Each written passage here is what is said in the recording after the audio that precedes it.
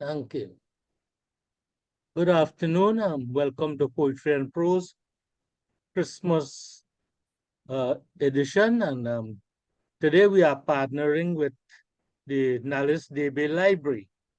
And without much ado, I want to introduce you to our MC. We have two MCs today. We have Afeisha Taylor for the first hour, and Gersha Mahabir will be joining us for the second hour. So here goes. Welcome everybody, and Afeisha, take it away. Good afternoon, everyone. As Mr. Boodoosingh said, I just want to extend season's greetings to everyone and welcome to today's session as well. Today's session will begin with Ms. Shemya Williams. She will do our presentation first. Ms. Williams. Pleasant good afternoon, everyone. My name is Shemya Williams, and I will be reading a poem entitled If We Could Only by Johnny Coomansingh. If we could only learn to share, if we could only learn our bounties to share, if we could only have the will to care, if we could only flash a genuine smile, if we could only walk the second mile, if we could only foster true friendship, if we could only ease the sting of the whip, if we could only bridle the wayward tongue, if we could only remove the silly frown, if we could only forget the horror of the past, if we could only make a sweet moment last, if we could only stay on our knees a minute longer, if we could only help someone to be a little stronger, if we could only with love light a Christmas tree, if we could only say, is no malice in me, if we could only take the hand of a sister, a brother, if we could only be at peace with each other, if we could only know how to stop a hellish war, if we could only find a true and living door, if we could only tread the straight and narrow road, if we could only help with each other's load, if we could only love. Thank you, everyone. Thank you very much, Ms. Williams. Very well done. Any comments? Very thoughtful poem. Very thoughtful. That was wonderful. That was wonderful. That was a poem by Johnny Coomansingh, who would be later on today doing some medley of Christmas songs and parang. Okay, Shahira isn't here, Afeisha. So I think I will go next, if that's okay with you. Sure, that's no problem. So, ladies and gentlemen, next we have none other than Mr. Motilal Boodoosingh. Okay, I am from the Poetry and Prose team. So my story is entitled Christmas in Penal. Boodoosingh held the back door of his blue Zephyr 6, HB 9453, open as he recited Penal Siparia Palaseco in a sing-song voice. Penal Siparia Palaseco, want to go. He was new to this taxi driving business, as he had only recently bought the car, a second hand from Sonny from Penal Rock Road. Some of the passengers still asked him if he was working the car for Sonny. The taxi stand was near the Shell gas station on Coffee Street, San Fernando, opposite Alliance Cafe and next to Cynthia Ramisa's optician office. There were two other taxis on the stand, but Boodoosingh already had 4 passengers and needed just one more to be filled. It was 6:30. He was on his last trip, for he did not like to work in the night. 6 cents to Penal, 9 cents to Siparia, and 12 cents would get you to Palaseco. On the shelving under the dashboard, Boodoosingh kept an old half-pound key pan for the coins he received as fare. Sometimes when he received $1 or even a $2 bill, he put them in his pants pocket as he gives change. Every morning he started working with the pan a quarter full, after giving his wife Raju most of the day's takings for her to run the house and pay the bills. He liked this taxi driving business. It was easier than his previous job. His first job as a bus washer at the Bakal Bus Company quickly led him to becoming a conductor. He was grateful to Mr. Bakal, for he had learned to drive while at the company and got his license and taxi badge with Mr. Bakal's help. It was also there that he met his wife, Raju. Raju lived with her brother Mark and his wife in a small house near the Aquaria River. She was 17, skilled at sewing, having spent the last 4 years with Mrs. Gosine, the village seamstress. Girl, you better go on your own. It had nothing I could teach you again, Mrs. Gosine said. Since Raju could not afford a sewing machine, she visited the homes of the well-to-do ladies in the village who had machines and sewed their clothes. Women like Mrs. Ganesh, whose husband had a gas station, Mrs. Shine, who had a shop, Mrs. Dako, who was a rich widow, and Mrs. Bakal. They all swore by her skills. Just show Raju the pattern and she go make it, they declared, as they pointed out the images in the Singer sewing machine fashion book. They even gave her copies of their older fashion books. Now Mrs. Bakal wanted a new dress for Christmas, as well as new curtains. She bought all the material from the Penal market and asked Raju to sew them at her home. Raju was pleased, as this meant at least a week's work, and she could make a change for her Christmas shopping. Since her mother died, she depended on her brother and was glad for this opportunity to become independent. Singh, who came to work at 6:30, noticed the slim, pretty young girl coming to the Bakals every morning, just after he arrived. Building up courage, he greeted her with a good morning, which she acknowledged with a nod of her head as she hurried upstairs.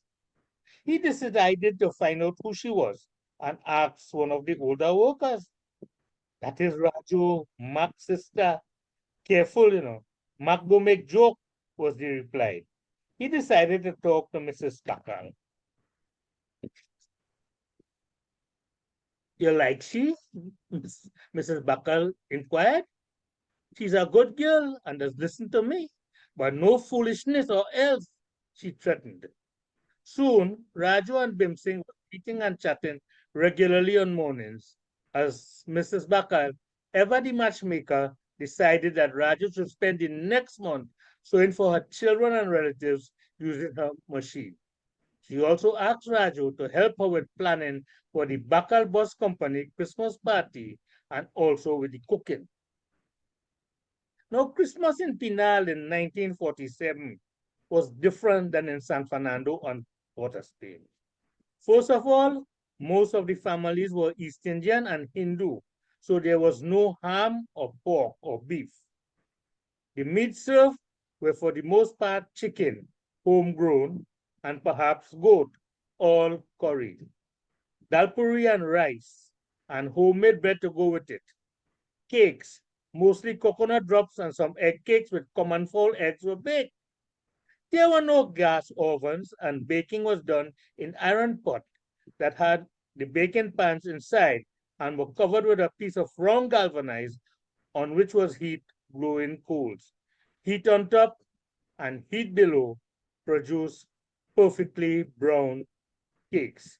No pastel, but pemi made from cassava, pumpkin, sweet potato, and corn that most families grew in their gardens. Mango anchar, which was made during the mango season and kept preserved with mustard oil in large ceramic jars called ghailas, always made appearance for Christmas and usually followed a drink of bush rum to ease the burning in the throat. Curry pachone, goat tripe, was considered an exquisite treat and also a great chaser. Pomarak wine, rice wine, wild jamun wine were made for the ladies, although they frequently hid a bottle of bush rum and took little shots when their husband was not looking. Sorrel from the yards, as well as oranges and grapefruit juice freshly picked, kept the thirst from the children, and 2 family-sized Pepsi were considered a luxury. Nearly every house had a coconut tree, and coconut water was served to go with the meals. All this was in the mind of Mrs. Bakal as she thought about the party. There were 20 employees and a family of 5, and she would invite some neighbors and relatives, making up about 50 people. No problem, since when she had a Diwali press, she had over 100 guests. She asked for Bhim Singh to work with Raju to help measure and later put on the curtains. She smiled as she saw them laughing and chatting and felt her plan coming together. By Christmas Eve, the day of the function, all was in place. Drinks were cooled in tubs with ice bought from Samuj Ice Depot. Food prepared on makeshift fireside of an old bus rim, cut to hold the firewood under the pots, and by 6 o'clock in the evening, guests and employees were in attendance. A little speech by Mr. Bakal, and the party was on the way. After Jingle Bells and Frosty the Snowman by the Bakal children, as the drinking and eating continued, the songs changed from the Christmas songs to Suhani Rat and Blackbird, you make me a sailor, and Marachan Selchikatia to buy Simon's bed. These replaced the Christmas songs. Bhim Singh had 2 drinks of bush rum before he summoned the courage to ask Raju, "You go married me?" Yes, Christmas in Penal was different, but also very special. Thank you. Thank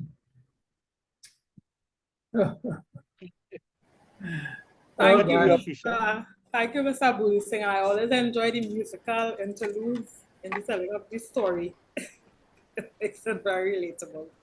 Oh, the idea that taxis were only a few cents instead of the dollars they are today, really quite amazing.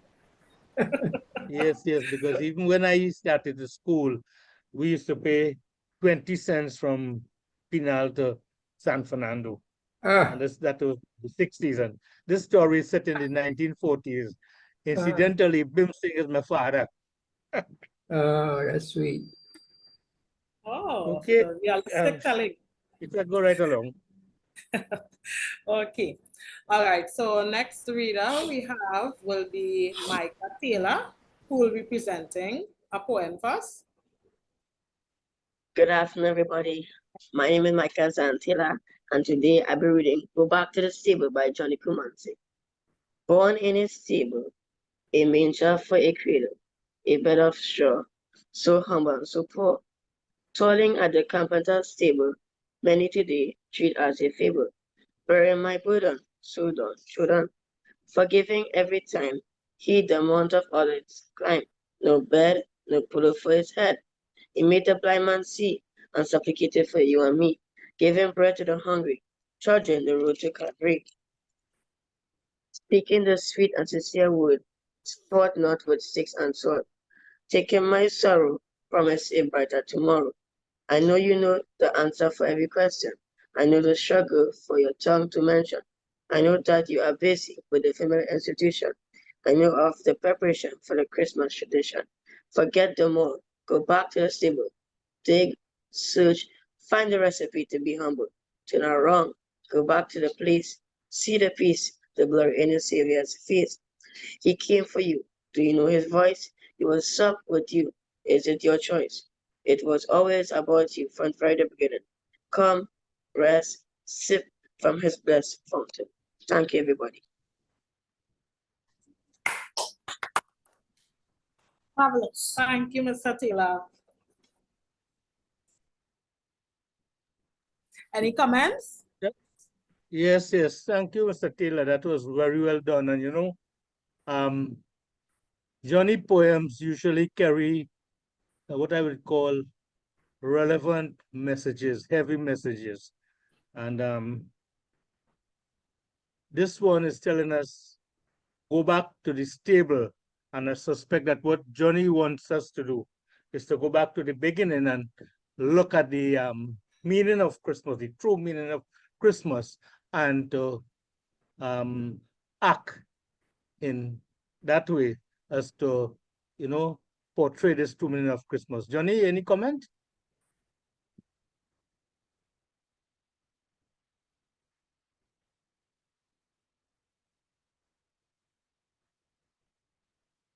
Johnny, you are muted.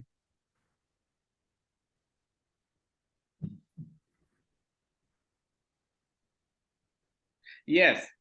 Good afternoon, everyone.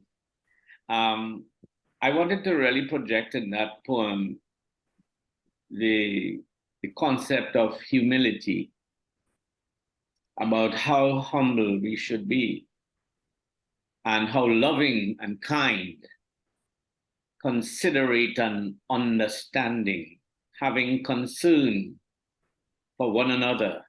If we go back to the place where Christ was allegedly born, we should have a better understanding and we search our own hearts and see whether we are close to that.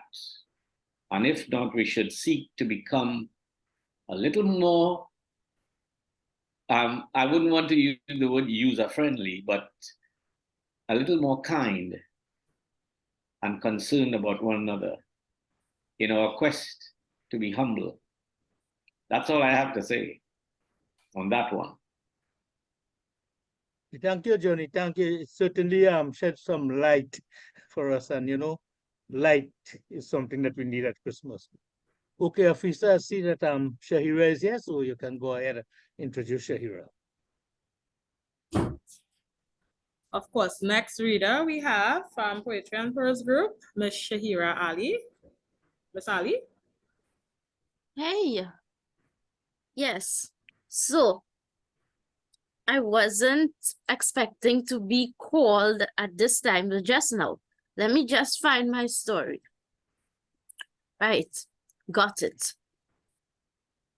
So this afternoon, I will be reading for you all a story entitled The Christmas Pig, and it is written by Tricia Chin. Let's begin.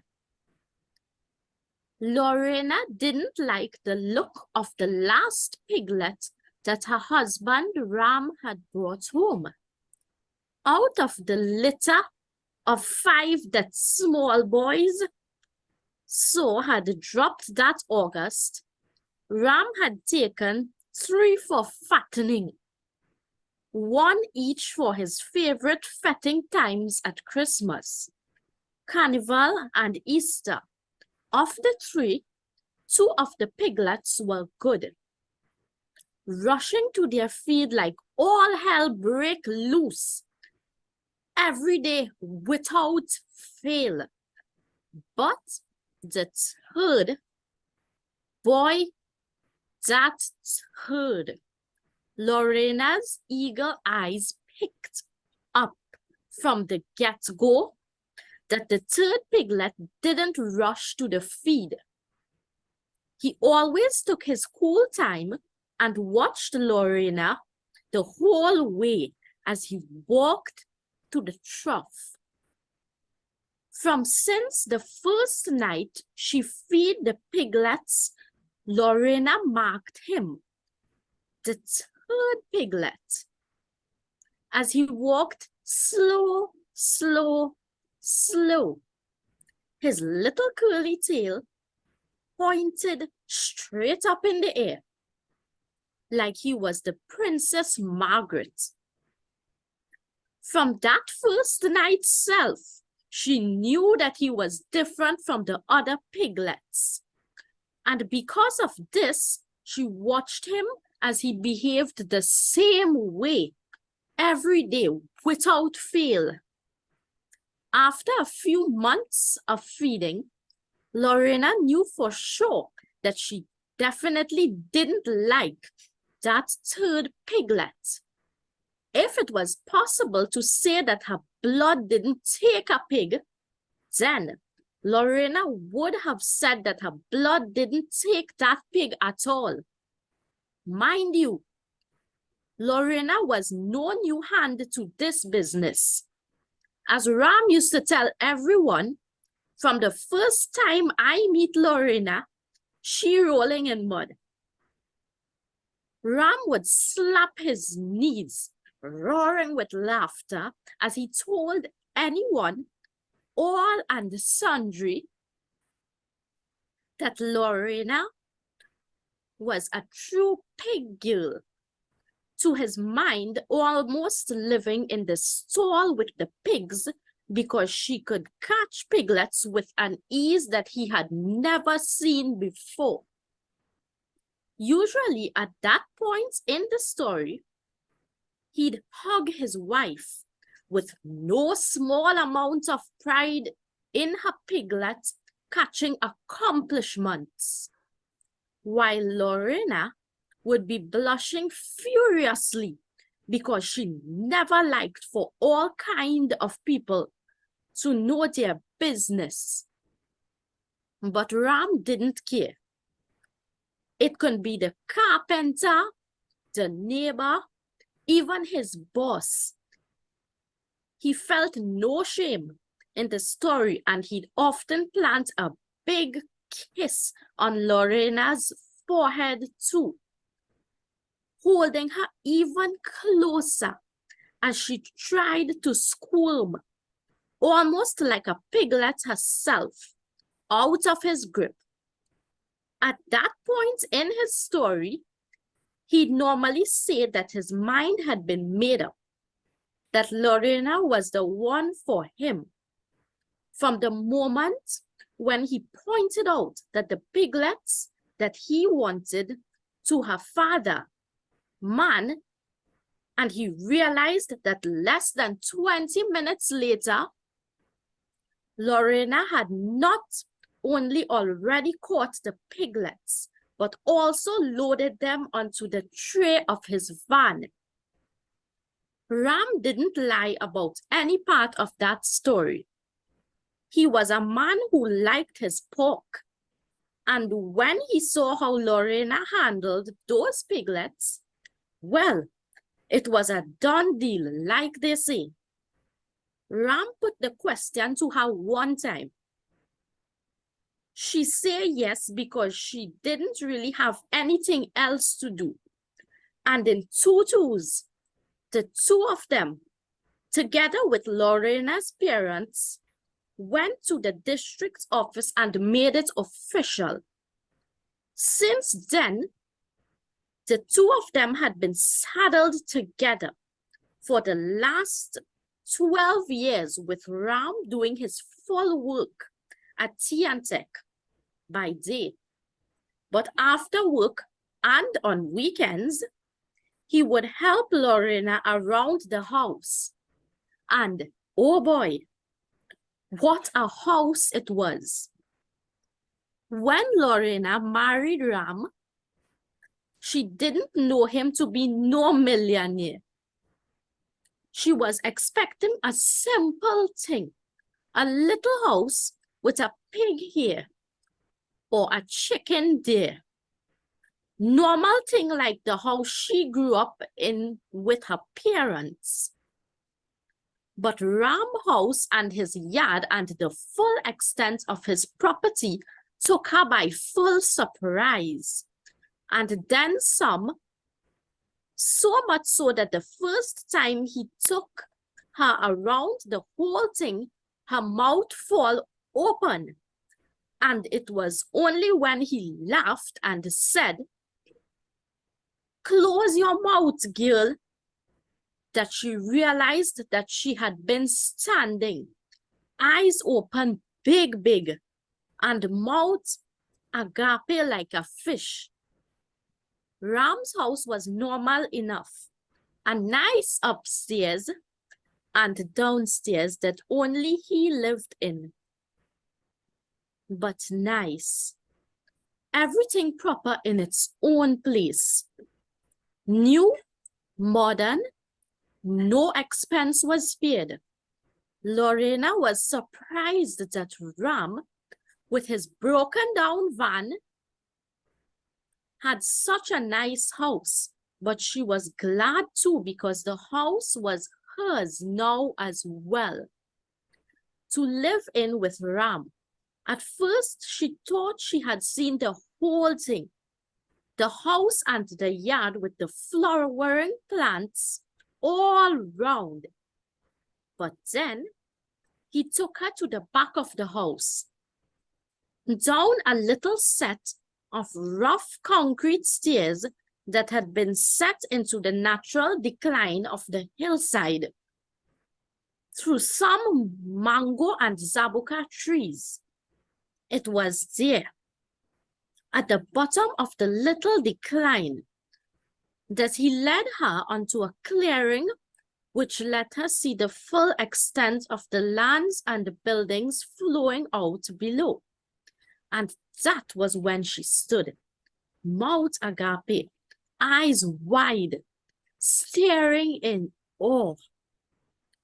When Ram laughed and told her to close her mouth, she turned to him. All of this is yours?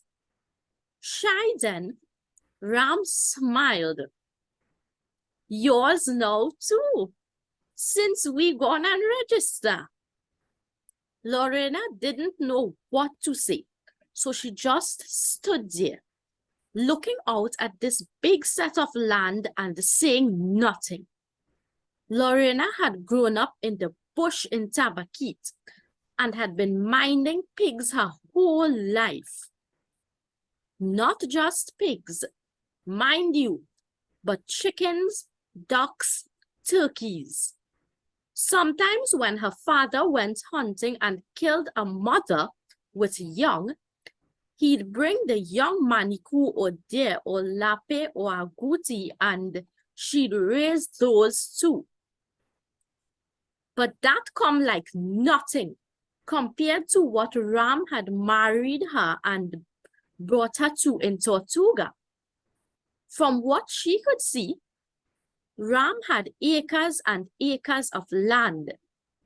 Some were planted with what looked like pumpkin and other crops she couldn't make out. From her position on the little hill, she could see sheds, more than one and all nice and new. In the silence of the clearing, her ears picked up the lowing of cows in some far pasture and the distinct smells that came from animals. Lorena had been born to farm life, so she widened her nostrils, and with one deep inhale, she picked up not just the smell of cows and chickens, but also the smell of pigs. The smell of animal waste lingered in the air, though the sheds were way downhill, past the fields of pumpkin and other vegetables. As she turned to Ram, her face red with unasked questions, he understood her at once. Don't worry, girl, he said, coming closer to rub her back and put a kiss on her temple. I have people who see about these things. All you have to do is keep the house tidy and take care of the little farm right there by the steps.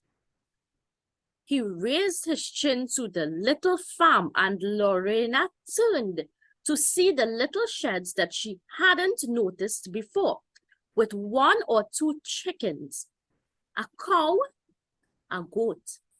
As she smiled in relief, her shoulders sagged and Ram felt the tension leave her body. He laughed then, catching her up in his arms and spinning her around. What? You thought I bring you here to do all this work? Lorena blushed red and mumbled into his chest. I was wondering. Ram, just a little piece. Okay, go ahead. Lorena blushed red and mumbled into his chest. I was wondering. Ram laughed and shook his head. He took her hand then and led her to the nearest shed, where she saw the piglets she had caught for him that September. They get well fat, she noticed, looking at the piglets chowing down in their own clean stall.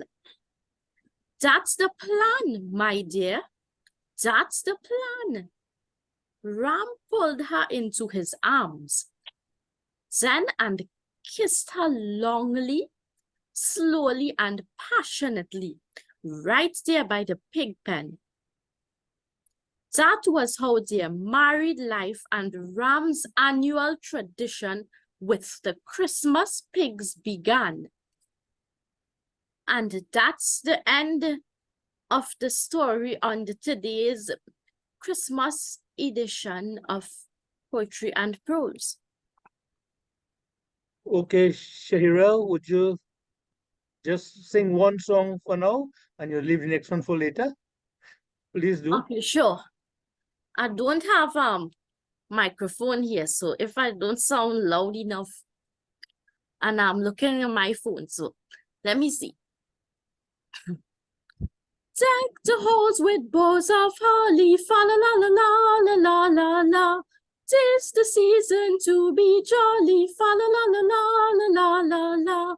Don we our gear apparel, fa la la la la. Show the ancient Yuletide carol, fa la la la la la. See the blazing Yule before us, fa la la la la la la la. Strike the harp and join the chorus, fa la la la la la la la.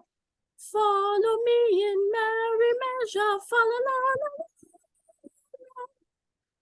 I tell of Yuletide treasure, fa la la la la.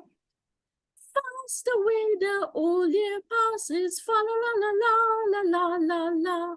Hear the new year, lads and lasses, fa la la la la la la la. Sing we joyous all together, fa la la la la. Heedless of the wind and weather, fa la la la la. And that was Deck the Halls. I should have introduced the song before I sang. Hope you enjoyed it. I certainly did. I was actually singing along with you, Shahira. Good job.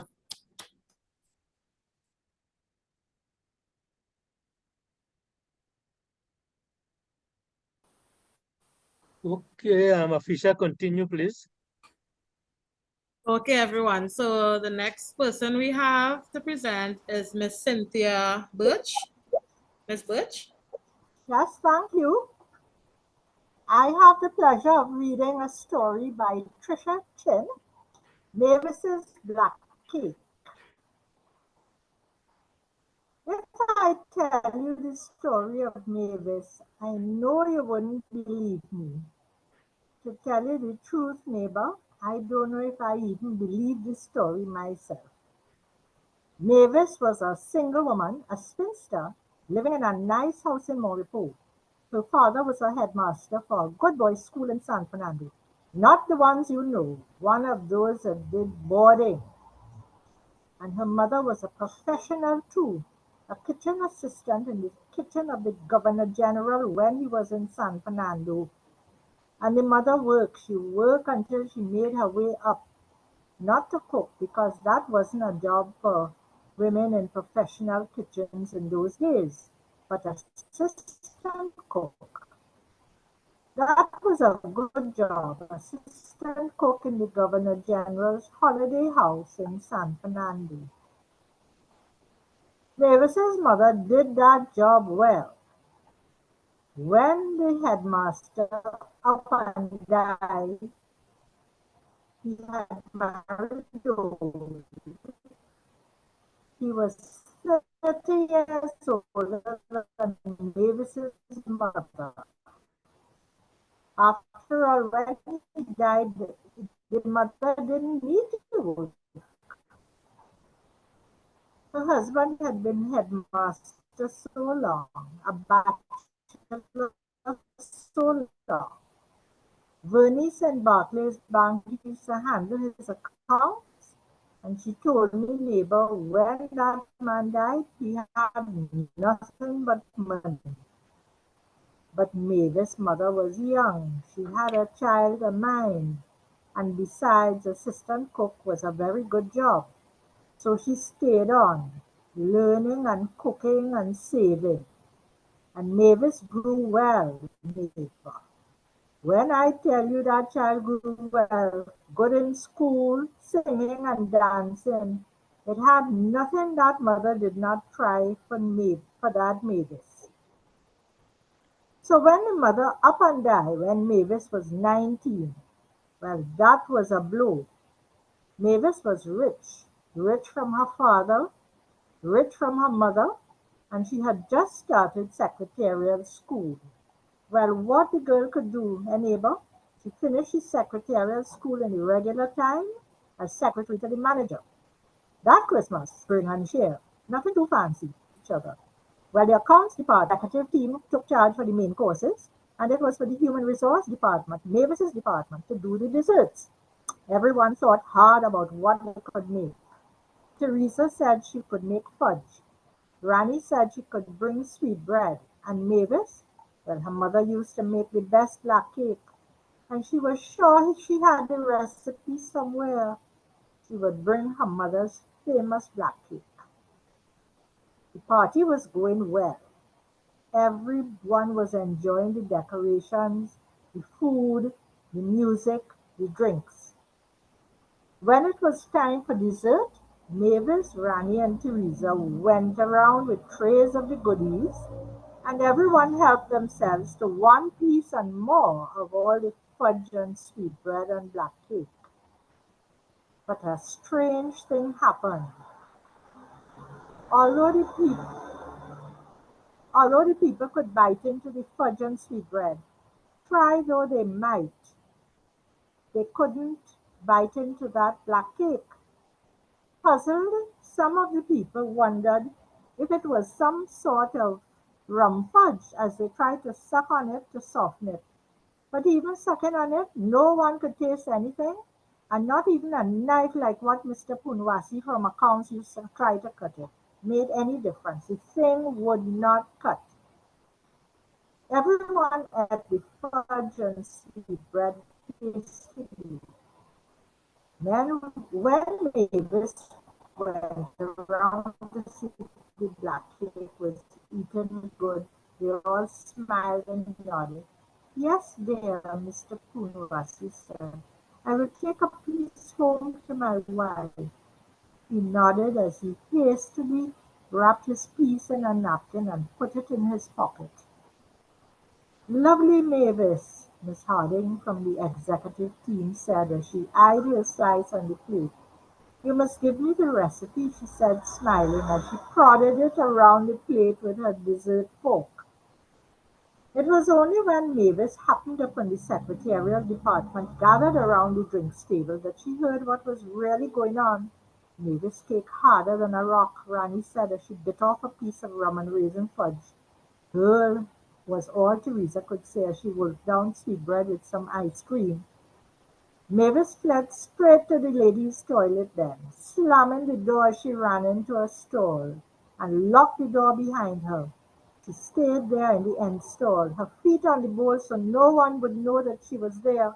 As women came and went from her store, she could hear how awful her black cake was, and that it was truly the worst thing anyone had ever eaten. As the women chatted and gossiped while they used the bathroom and freshened up their hair and lipstick, Mavis was miserable, smelling poops and peas and hearing gossip, some of it about her and her terrible cake. The nightmare continued until she heard the slopping buckets of the cleaning women. But even as they pushed their buckets in, Mavis could hear them say, well, everything tastes nice, yes, except for that black cake.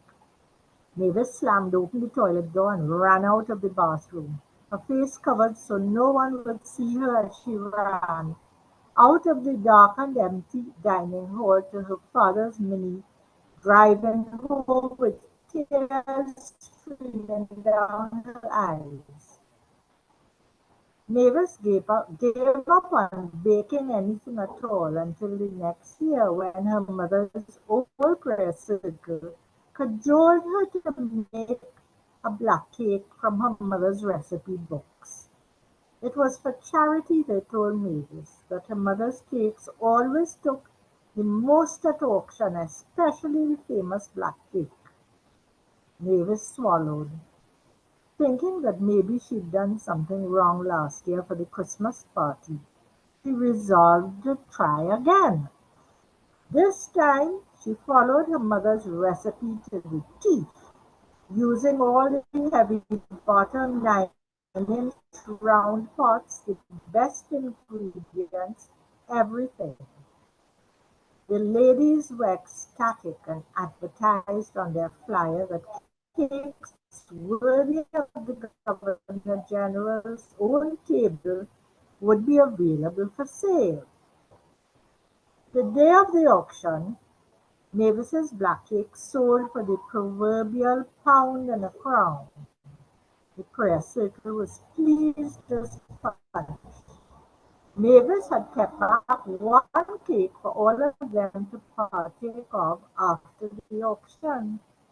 The ladies were eager, eyeing the special china that Mavis had walked with from her mother's English china collection to serve the delicious cake that they had so well remembered.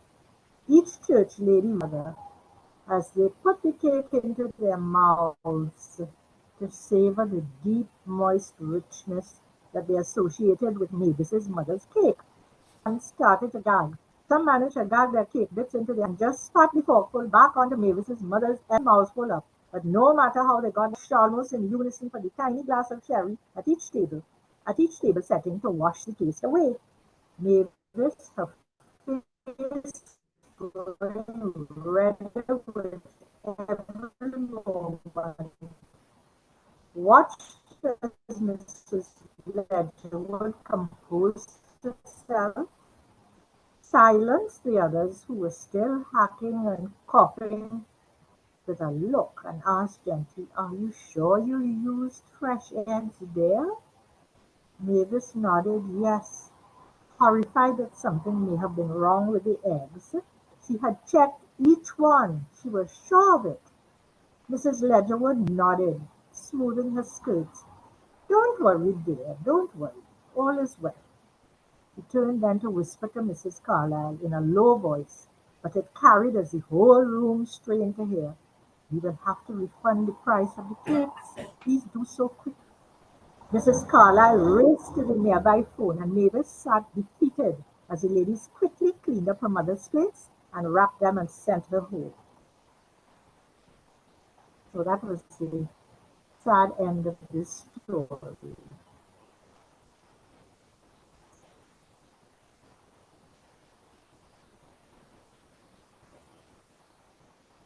Thank you very much, Ms. Birch, sharing another excellent Christmas theme presentation.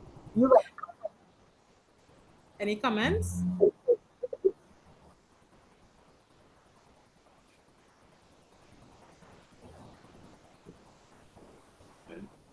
I have a comment, Afeisha. Thank you very much, Cynthia, for that wonderful story. There are so many stories about cakes. You know, there's a cake in the United States known as Twinkies, that's a cake like a kiss cake. They said if you put it in a landfill for 7 years, it will still be good. The cake will still be good. But I have had a piece of cake. I wouldn't tell you from whom I got that cake, but the cake fell on the ground, piece of black cake, and the cake bounced back like a rubber ball. And I said, "My God, what kind of cake is this?" So I passed it to my wife, and she promptly dumped it in her bag. "Are you finished eating the cake yet?" "Oh yes, that's gone." So there are so many good stories about cakes. So we have to be careful what we do when we make cakes. Okay? Thank you very much, Afeisha.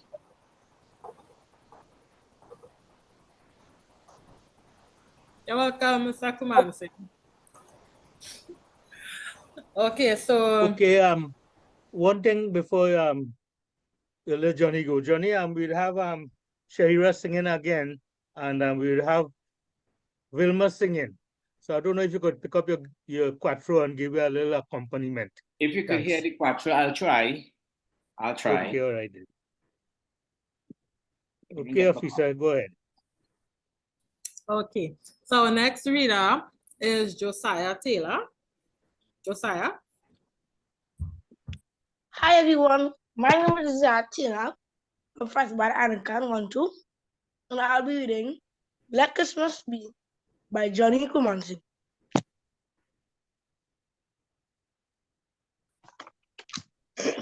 Let Christmas be every day of the year. Let Christmas be smiling children so that year. Let Christmas be tables full of joy, enough for every little girl and every boy. Let Christmas be a moment in my heart of peace, of joy, and of joy right from the start. Let Christmas be the feeling to be with friends. Let Christmas be the carols when our voices blend. Let Christmas be the story of our Lord and Christ, who became the ultimate sacrifice. Born in a manger, and yes, to his own people, you are stranger. Let Christmas be the time to care and share. Let Christmas be the time to offer a prayer for those who fight for our freedom, with the hope for peace in an everlasting kingdom. Let Christmas be the season to purge the hate from our souls, offer God a clean state. When the Spirit could write the law of love, He emerged as a new receptacle filled from above. Let Christmas be freedom from the hagglers, battered goods to be hurried, and the stragglers. Let Christmas be richer, a time to store good deeds of faith, and open eye towards the poor. Let Christmas be a time for mankind to rest the weary, tired mind, to ponder on the blessings of life. So free, it is high time to let Christmas be.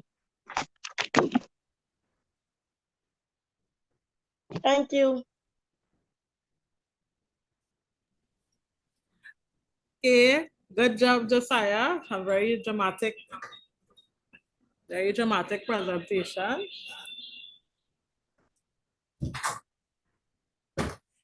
Comments, anyone? Well, I could see where Josiah get that drama from, you know.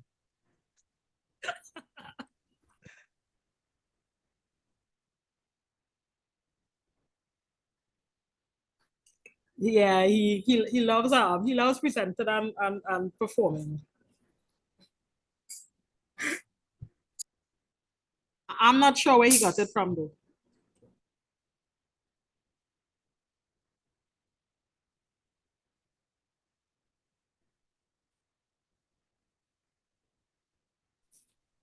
Okay, all right, everyone. So moving along in our program, our next presenter is Miss Gersha Mahabir of Poetry and Prose. Miss Mahabir.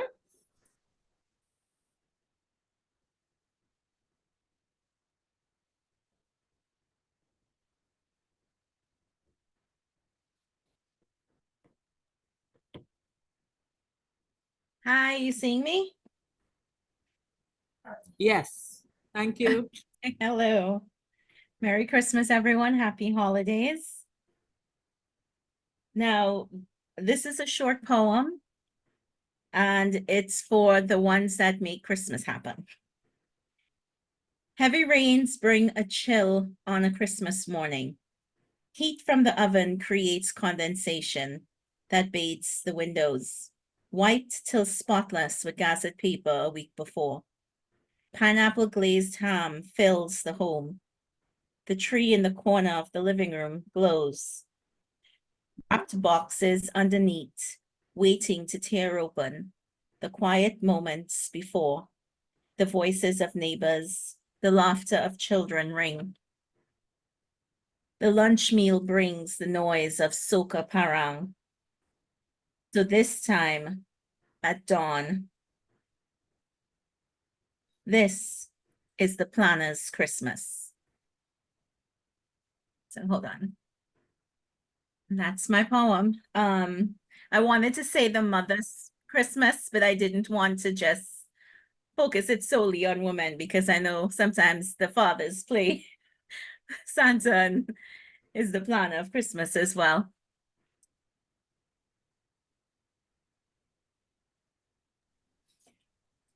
Thank you, Ms. Marver. Do we have any comments? It's a wonderful piece, Gusha. Thank you. And I mean, and all of the poems that I've been listening to, Johnny and Motilal, his piece. I mean, it's all about I mean, Christmas but Trinidad Christmas, you know, I mean, what's going on in Trinidad and what's going on in the world today. I mean, that's what you're saying is, Johnny, especially that those your poems just it rings so it's so important now for what's happening in the world that we keep trying to keep light and peace. But I thank you. Pay me. Listen, I haven't had pay me in years. So I mean, it's all of that. It's wonderful. Thank you. Thank you. Okay, thank you all. I have to leave now because I have to do a presentation at a 90th anniversary club function. So please continue, and you have Johnny and Afeisha and Gosha to take you along. Thanks, everybody. Merry Christmas. Merry Christmas. Thank you, Mr. Boodoosingh. Merry Christmas to you as well. Okay, take care. Sorry I have to go, but this is a 90th club function that I was president a few years ago. Thanks. That's important. That's very important, both. Okay, thanks, fellas. I go on.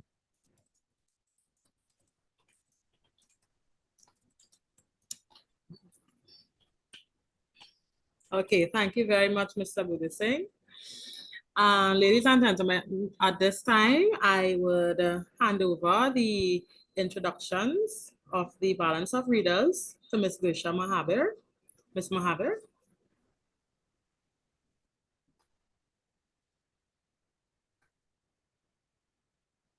Hi, thank you, Afeisha, and you're doing a wonderful job. Thank you so much for hosting the first half.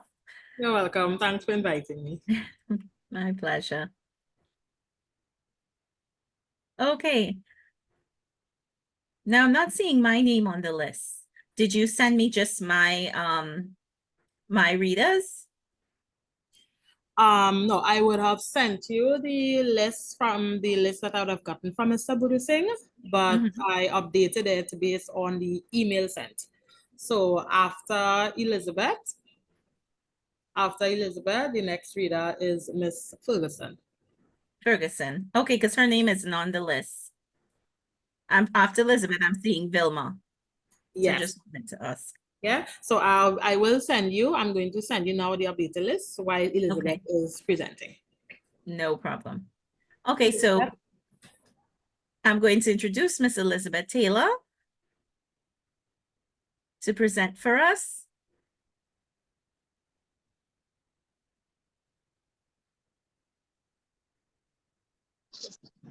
Hello, good morning, well, evening.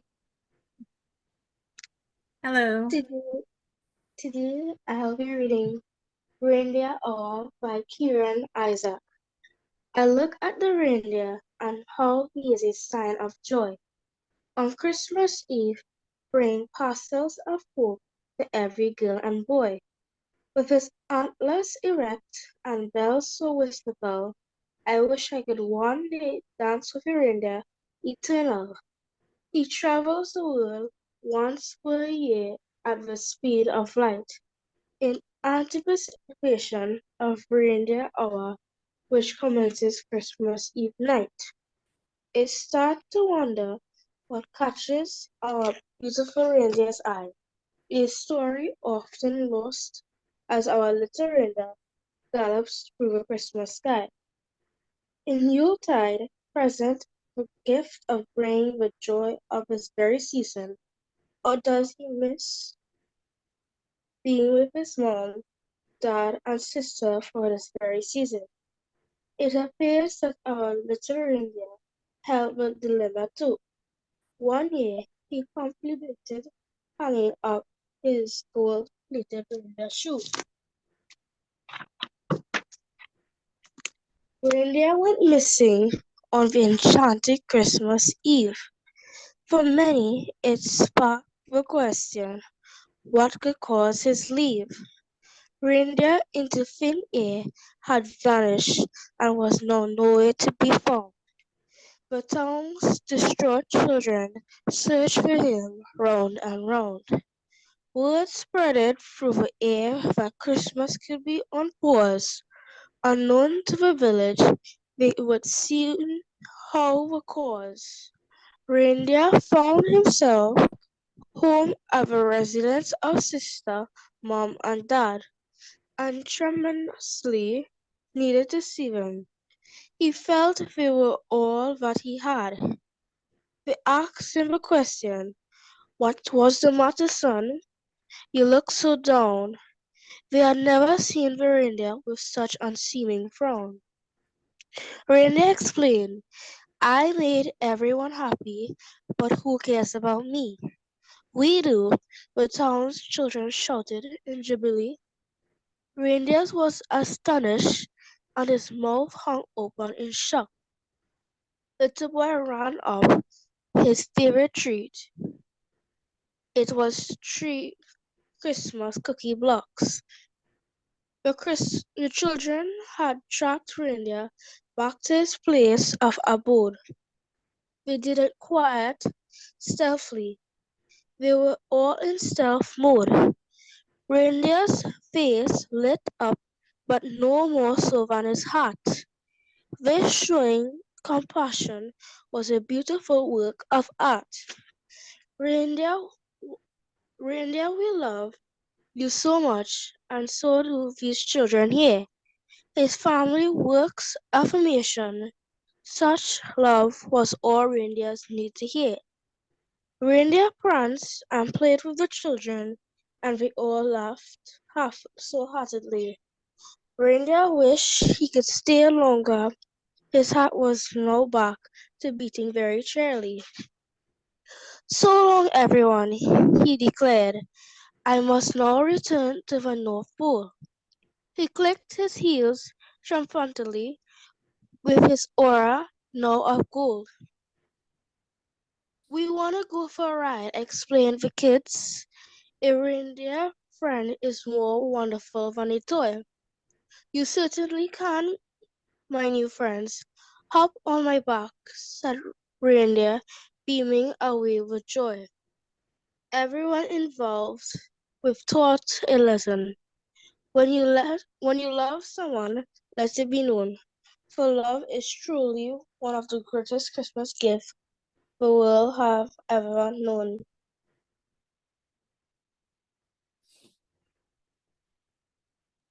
Thank you, everyone. Thank you. What a wonderful reading. And that book is available. It's out now. It's by Keeron Isaac. Any comments?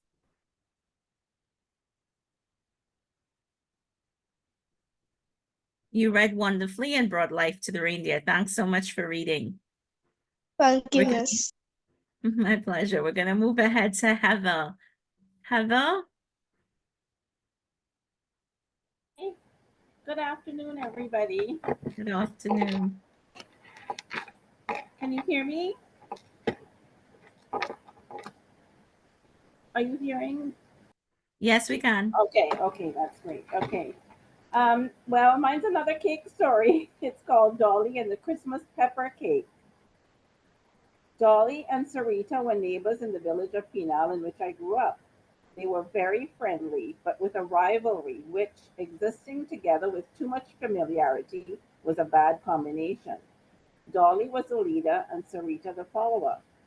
Everything Dolly did, Sarita had to do too. Everything Dolly had, Sarita had to get one too. This made for a relationship that got more and more problematic for Dolly as time went on. It was nothing for Sarita to call out to Dolly, "Neighbor, where you get that nice plant a coming over for a slip?"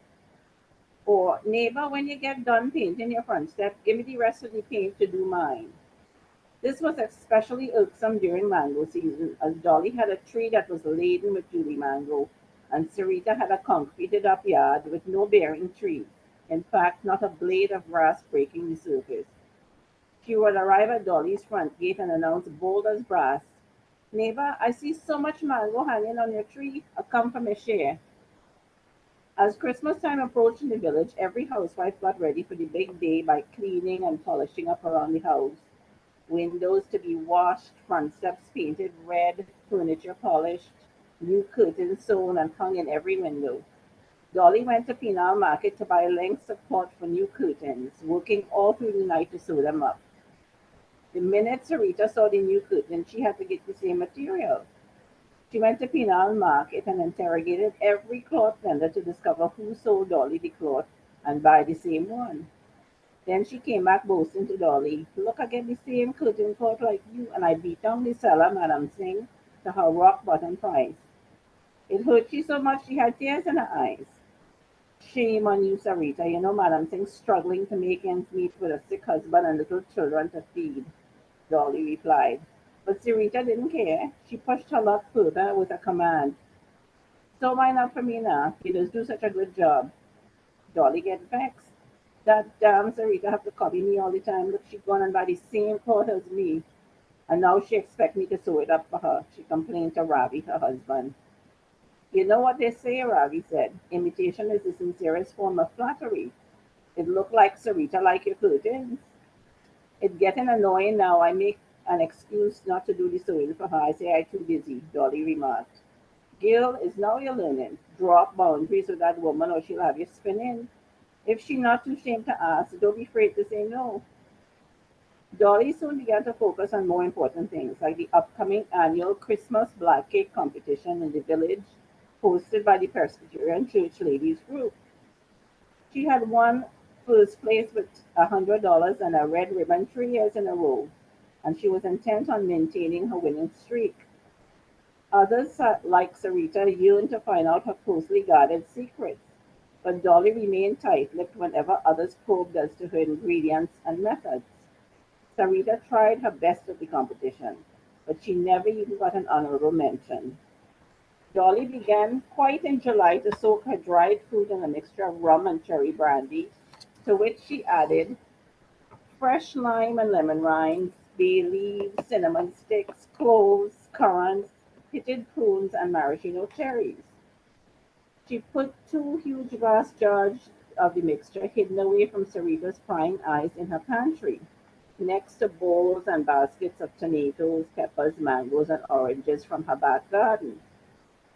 This she did to prevent Sarita from asking for free provisions, as she had a habit of barging in unannounced and brazenly asking for things that Dolly and Ravi worked so hard to cultivate, expecting them just to give her what they had, but never offering to reciprocate. Often Ravi would say quietly to Dolly when Sarita came over, "Don't offer her anything. She will make it a habit to get things for us, and she always crying hard up if we need anything. I not giving out charity here." Dolly and Ravi actually reaped quite a harvest from their kitchen garden, which they shared with people in the village who had fallen on hard times. People like the widow, Mrs. Bailey, whose husband died and left her trying to cope with 6 small children, or poor Madam Singh, whose husband was struggling, was sickly, and had little children. I don't mind helping out people in real need, but not Sarita and her husband, who always boasting how they go to Florida every year and buying diamond ring and things, but they can't buy tomatoes and have to come by us with the usual, "Give me 2 tomatoes for choker now," like we at the grocery, said Ravi. Let she go Penal Market and buy she own. Closer to the time of the competition, Sarita did indeed drop by often, hoping to catch Dolly baking. "You ready for the black cake competition, girls?" Sarita would ask. "I ain't see you baking yet." "It all in hand," Dolly would reply. "I starting next week. I just lay down fruits to soak," said Sarita. Dolly only raised her eyebrows, thinking to herself how late Sarita waited to do the most important thing, soaking the fruits. The week before Dolly was to start baking, Sarita dropped by unexpectedly. Ravi was in the back fixing something. He called out to Dolly to get the screwdriver from the house for him. When Dolly turned her back, Sarita opened the pantry door and saw the fruit curing in the jars. When Dolly came back in the kitchen, Sarita had a funny smile on her face, made some cockamamie excuse, and made a quick exit, leaving Dolly muttering, "I wonder why she come then, just to leave so hurry." Then she put Sarita out of her mind. The following week, Dolly mixed up cake batter. She took out the rinds, bay leaves, cinnamon sticks, and cloves from the mixture and began folding the thick, dark syrup with her secret ingredient, tamarind paste and molasses. She then poured the batter into pans, put it all in the oven to bake. In all, she planned to make 25 cakes, some to sell at the competition, some to give to family and friends as gifts, and a few to keep to entertain her own guests at home over the holidays. As Dolly was putting her cakes to bake, her niece Janet walked into the kitchen. She had just come home for Christmas from the north of England where she had worked and had dropped by for a visit. "Tanty, long time I ain't see you," she exclaimed, hugging Dolly. "Girl, I'm so glad to see you. You're looking good. How life treating you? How you like England?" Dolly was so happy to see her favorite niece home for the holidays. "Well, England okay, but I'm not in London where there are a lot of people like me from the Caribbean. I'm in the north, Cumbria, which is quite different. It's very rural with small towns and villages dotting the landscape. For a Trini like me, it's an adjustment. But what go do, as they say. I have to go to where the job is," said Janet. Dolly was in the process of washing out the huge glass jars when she screamed, "Oh God, look! One of them hot pepper in the sludge at the bottom of this jar. And look, the other one too. Oh God, oh, it was cake spoiled. How on earth it get in there?" It looked like it was a deliberate job of sabotage. True, the bowl of hot peppers was right next to the jars on the shelf in the pantry, but somebody had to actually put the peppers in deliberately. Not only that, on further inspection, tiny pinholes appeared all over the peppers, all the better for the heat to seep out and spoil the syrup. Dolly started to cry. "Somebody do this on purpose, and I think I know who," she said, remembering the day last week Sarita dropped by and then quickly left. "Tanty, darling, don't cry. We will fix this," said Janet, trying to comfort Dolly. But Dolly was inconsolable. "We cannot fix it. I soaked these fruits since July. No time to start over," Dolly sobbed. "Besides, the cake in the oven. And it's smelling nice, so," said Janet. "Let us wait and taste it before we decide what to do." If Sarita did indeed do this, and it was just last week, the pepper wasn't there long enough to do any real damage. It's not like it was there from July. Then Janet broke into a laugh, remembering something. "You know, where I live in Cumbria, one of their delicacies is their Westmoreland pepper fruit cake with black peppercorns mixed in with fruit and thick treacle, which is like molasses. It has a bite to it that is like a sweet and sour taste. Folklore has it that in that part of England, they had done a brisk trade with the Caribbean in the past, and they developed their pepper cake with spices from that trade." "I never hear about that," said Dolly, visibly brightening, hoping for a good outcome to her cake debacle. "Girl, thank God you're here to help you calm down. Cake almost ready now. We will try it out." Competition day finally dawned, and Dolly, accompanied by Ravi and Janet, made her way to the church hall, cakes in tow. A number of ladies came up to her and said, "Put my name on a cake, Dolly girl. You know how I just look forward to it every year." Dolly saw Sarita spreading her cakes out on the table right next to the judge's table. She had to have a ringside spot, probably all the better to enjoy Dolly's fall from grace. She was heard to boast to more than a few people, "I feel like I will win for sure. Nobody going to beat me this year." The tasting began, with each judge taking just one bite of each entry and rolling it about over their tongues to ascertain texture and taste. Proceedings went slowly. Sarita's cake came up for review. After barely a bite, some judges called out for more water to cleanse their palates. Eventually, Dolly's cake came up to be judged. Dolly watched carefully. Each judge took a bite. One judge looked at the person next to her, nodded, and ate the whole slice. Another actually asked, "All you have another piece?" Dolly looked over at Sarita. She looked pale and anxious. Then the head judge finally stood up and announced, "Our winner this year is once again Dolly Ramplal of Laltoo-Ferguson." Then she looked directly at the Dolly and said, "I don't know what ingredients you use or what your method is, but this year especially the taste and texture is supreme. I detect a slight kick in the flavoring that is quite different and delicious. Congratulations." Dolly stepped up to receive her prize money and her red ribbon. By the time she turned around twice, all her cakes were sold, leaving her table bare. Back home in Laltoo-Ferguson, Dolly, Ravi, and Janet sat down for a well-needed cup of tea. "Janet Gill, I have to thank you for my good fortune in winning the competition. If it was not for you, I would have thrown out all my cakes and lost out on the competition. It was you who told me about that Cumbria pepper cake. Look, I saved one for you to carry back to England when you leave," said Dolly. "It's really Sarita you have to thank for sabotaging you in the first place. Otherwise, you would not have come up with the pepper cake idea," said Ravi. As they looked out the kitchen window, they saw Sarita sneaking back into her house with all her cakes. "Look how she's slinking back, quiet, quiet. She boiled out like Baji. No boasting now," said Ravi. Janet added, "At least she won't be asking you for cake, and you could remind her she has lots of her own left over." "Don't bet on that," said Ravi. "She bound to want to taste your cake, and later she go lay claim to Christmas pepper cake as her idea." Then Ravi sat in silence thinking a while, after which he came up with that classic Trini gem of a saying. "You know what they say, when you dig a hole for somebody, sometimes it's you self who has fallen in it." And that's my story. That's my Christmas cake story. Thank you. Wonderful story, Heather. I enjoyed it. Any comments?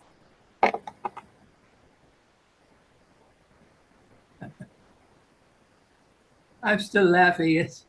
That's really funny.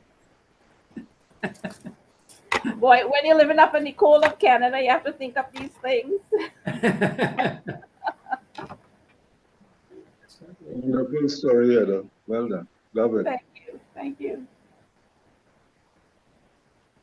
Wonderful story. That pepper cake could keep you warm.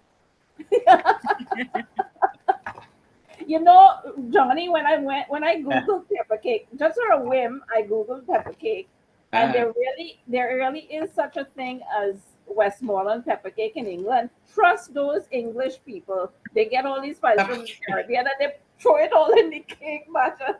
Oh my goodness. You know, as you're talking about that, in my research, I was doing a bit about masculine labels, how they label men in Trinidad. Maybe some parts of the Caribbean as well. Like Mama Pool Man, Makume Man, Mama Man, Maniku Man, and then things. So I said, they said women use certain charms, potions, and obieristic things to trap men. So I was looking up sweat rice. I found it on the web. I was a professor from, I think it was Drexel University, who came to Trinidad and discovered that there was something called sweat rice, and she wrote a poem about sweat rice. So I had it, actually I called her and I asked her, "Well, what is this?" She said, "Well, I went to Trinidad, and I found these things operating in the system." So I had to quote that professor in my article because I had mentioned things like sweat rice and ganga chana and all these things that, that they concoct, they said, so like pepper cake is another thing I'll have to research. Quite interesting, Heather. Thank you so much. Good. It's always fun to come up with these stories. I'm working on the carnival one now. Oh, good. I will want to hear the one on Carnival because I will send it to you. I will send it to you. I'm a kind of Carnival researcher as well. So that's send it to me. The only thing I'm not clear on is the route that the band's taking San Fernando. I have them going down Harris Promenade, Independence Street to the wharf, and then coming back up High Street. Yeah, things could have changed. Things could have changed, Yeah. So you could get that maybe from Dawad. Okay. Ask Dawad. He did some real research on Carnival and San Fernando recently. Yeah, and I know he born on Harris Promenade too. Yeah, so talk to him. He will know. Good, thanks. Yeah, okay, you're welcome. Okay, lovely. We're going to move ahead now to Cassie. Cassie, welcome. Please unmute and turn on your camera.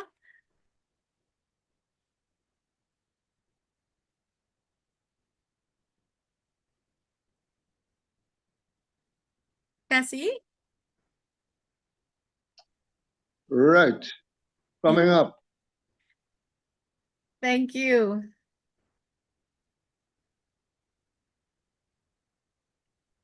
Good afternoon, everyone. Happy holidays. Same to you, Gersha, and to everyone on the Zoom. The story I'm about to read is written by Tricia Chin, and it comes from her book, A True Trini Christmas. And it's the last story in the book. And it's titled, What Happens If the Poinsettia Does Not Bloom? What Happens If the Poinsettia Does Not Bloom? Is the name of her story. It not blooming yet, Papa. Papa Boy looked up to see Mama Lo watching him from a few feet away. He had gone deep into the forest to look at the first poinsettia bush that had come to Trinidad with the Spanish a few hundred years ago. If it doesn't bloom, what will happen? Mama Lo walked closer to peer at the bush, which had grown wide and high in its many years of life. She touched one of the star-shaped leaves, letting the ridges fall slowly across her fingers. It's still as green as new grass. Papa Boy looked up at the sky. If he thought back, he could remember the first time he had seen the Star of Bethlehem.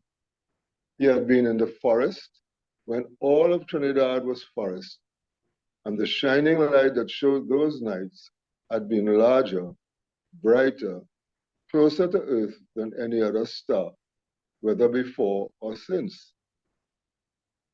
I can still hear the music and the voice.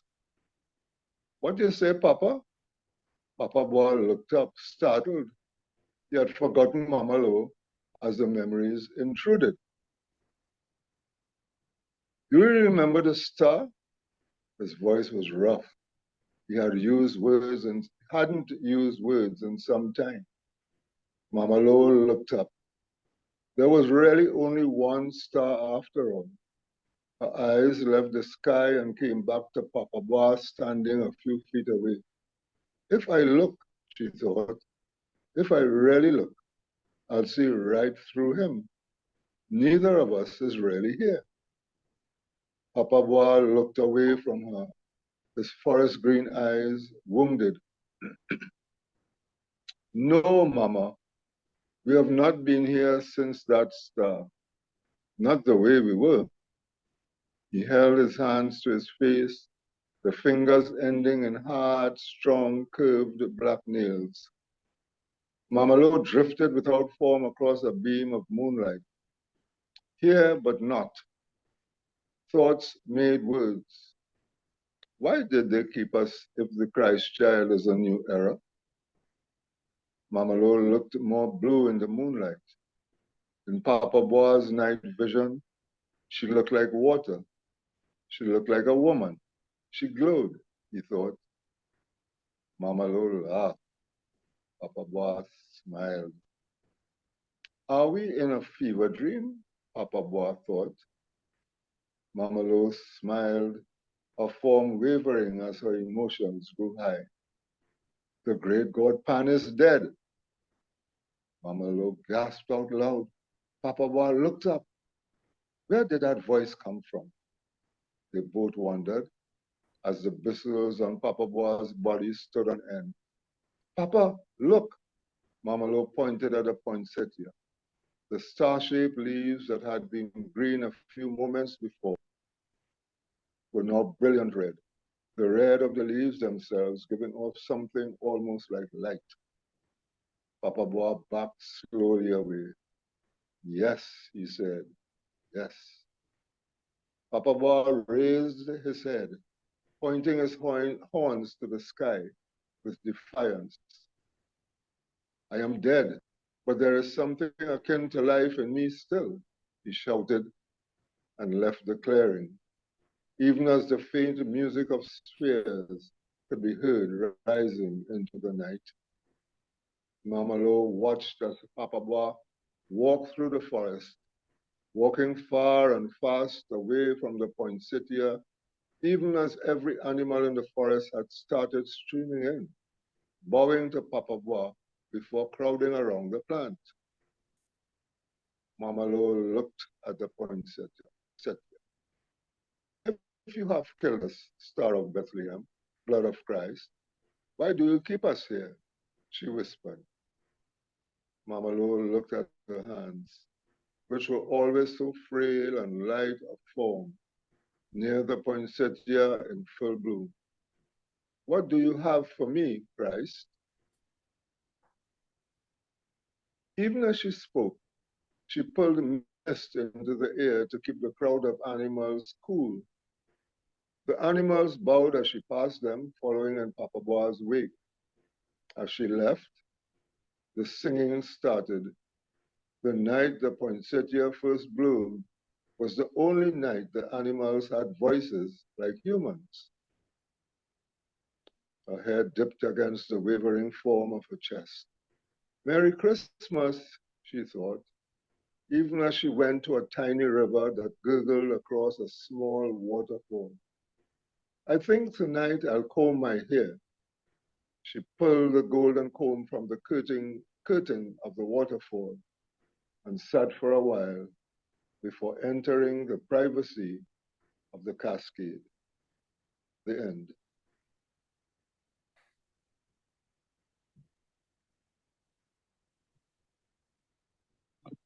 Lovely reading, Cassie. Thank you. Tricia is a master at creating folklore.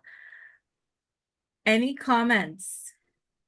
Yes, that is my first introduction to Tricia. First time I'm hearing a story by Tricia. Well read, Cassie.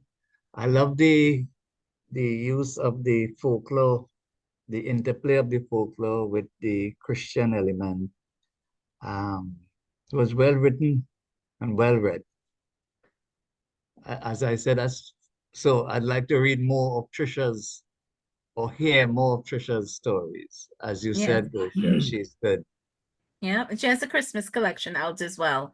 Her name is Tricia Chin. You can always look Yes, her up I'm on aware of it. Amazon. I remember I met her for the lunch. The luncheon, yes. Yes, right.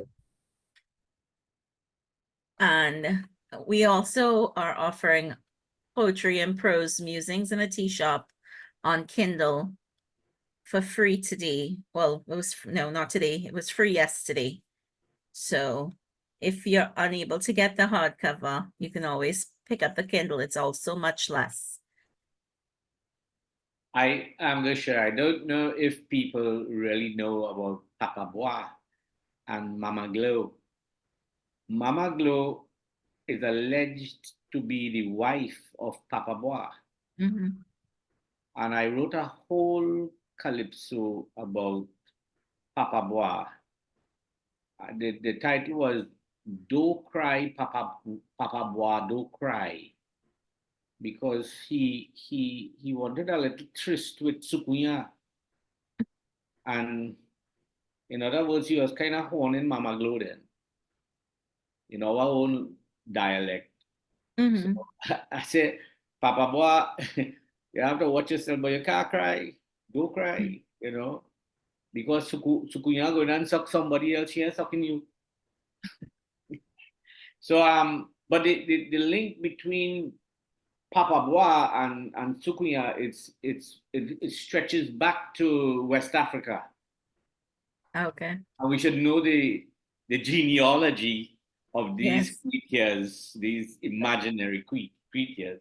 And Mama Glo is known as Mami Wata in Ghana. Ah, okay. And they have some kind of celebration around Mami Wata. And in the Hindu philosophy, I believe that there is something with the mother of the waters. And if you disturb the river and you cause mayhem in the river, the spirit of the river will attack you. Mm-hmm. And there was a creature, they said, in Ghana also known as Sasa Bonsang, who is kind of depicting who Papa Bois is. Now, if you kill more than 100 animals in the forest in Trinidad, Papa Bois will capture you and maybe enslave you or turn you into one of his creatures. So we have to be careful. That's all. Thank you for that bit of history. I didn't know that about Ghana. That's very interesting. But Yeah, Ghana I has guess a the lot of stories keep over with slavery, and Yes. it's just evolved into our own heritage. Yeah. Thank you so much. Okay, we're going to move on to Afeisha Taylor. Afeisha, kindly unmute and turn on your camera. Good afternoon again, everyone. Good afternoon. I'll be doing a story by Mr. Johnny Coomansingh entitled A Quatro for Christmas. Some people hang up their guns. Some hang up their shoes. I eventually hung up my old Quatro. I bought this Quatro in 1980. While at a camp in North Dakota, I thought that this Quatro needed a rest. Although it still has a wonderful voice, it is resting peacefully somewhere in the office of Simon's Music Supplies on St. Vincent Street, Port of Spain. At least that was the last place I left it. I jog my memory to remember the name of the Quatro maker who sold me this wonderful instrument. I think his name was Mr. Aparicio. All I could recall is that he resided at Alice Street, Arima. It was Christmas week and I sorely needed a Quatro. Without a decent sounding Quatro, Christmas would be similar to the taste of a flat Coca-Cola. Hoping to find a reasonably priced one, I went to the Louis Gilman Thomas music store, way up on Frederick Street, Port of Spain, to purchase an instrument. To my disappointment, all the less expensive Quatros were sold out. It was terrifying. The ones that remained were too expensive for the small change I had in my pocket, a paltry $180. I was left in a state of despair. I couldn't think. Quite melancholic, I started walking back to Independence Square. Dejectedly, I began walking to the Sangre Grande taxi stand.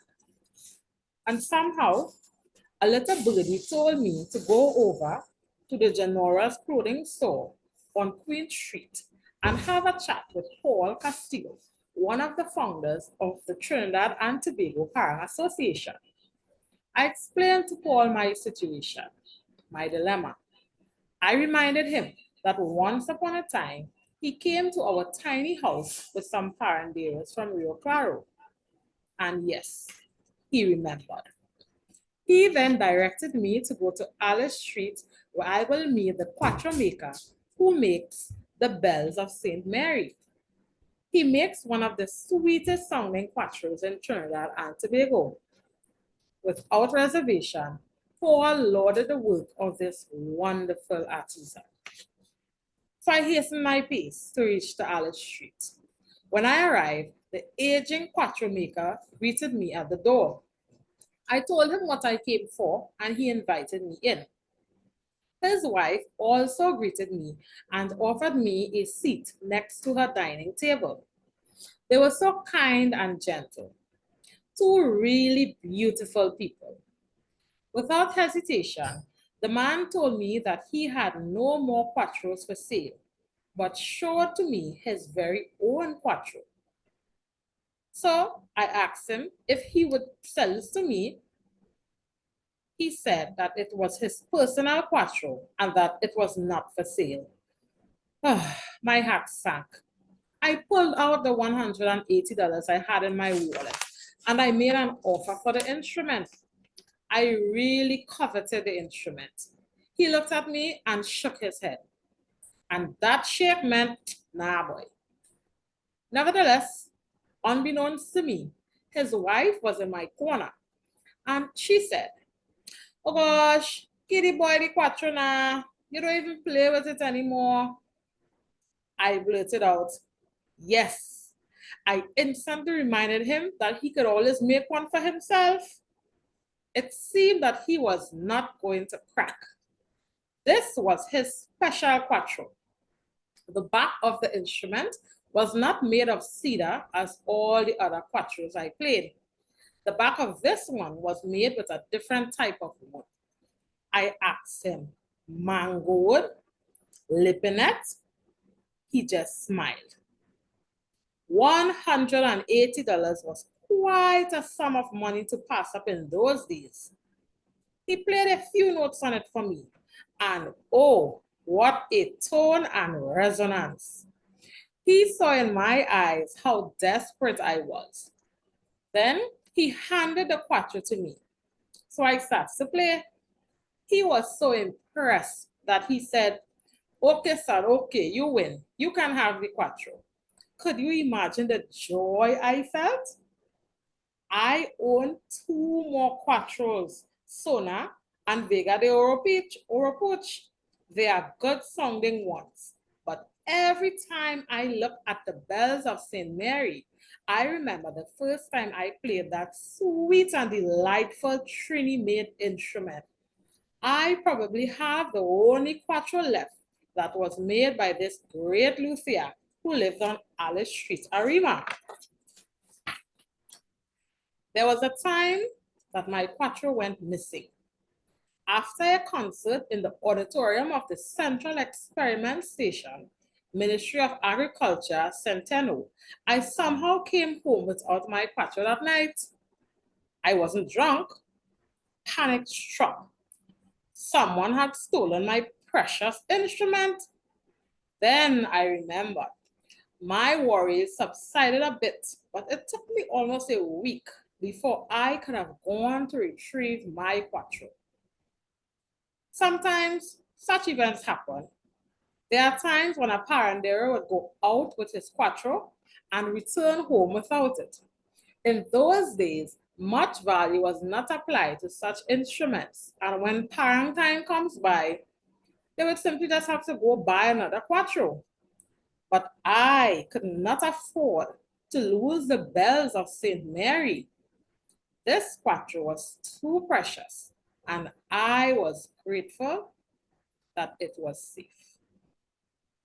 Thank you, everyone.